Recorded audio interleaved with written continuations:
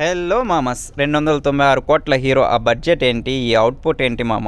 Box office దగ్గర last year పెద్దగా అంచనాలు ఏమీ లేకుండా రిలీజ్ అయ్యి ఊహకందని వసూళ్లతో సంక్రాంతి సెన్సేషనల్ రికార్డులను సృష్టించిన యంగ్ హీరో తేజ సజ్జా తర్వాత చాలానే ఆఫర్స్ రాగా వాటిలో బాగా ఎక్సైట్ అయి చేసిన మిరాయితో ఈ ఇయర్ ఆడియన్స్ ముందుకు భారీ లెవెల్లో రిలీజ్కి సిద్ధమవుతుండగా సినిమా మీద డీసెంట్ లెవెల్లో అంచనాలు ఏర్పడగా రీసెంట్గా సినిమా అఫీషియల్ టీజర్ను రిలీజ్ చేయగా టీజర్ ఇన్స్టెంట్గా అందరి అంచనాలు ఓ రేంజ్లో మించిపోయిందని చెప్పాలి. ఇప్పుడు టీజర్ చూసిన తర్వాత అందరిలో కూడా వచ్చిన పెద్ద డౌట్, అసలు ఎంత బడ్జెట్తో సినిమాని నిర్మించారు అని అనుకోగా ఓవరాల్గా సినిమా అన్ని ఖర్చులతో కలిపి ఓవరాల్గా 60 కోట్ల రేంజ్లో బడ్జెట్తో నిర్మించారని తెలుస్తుంది.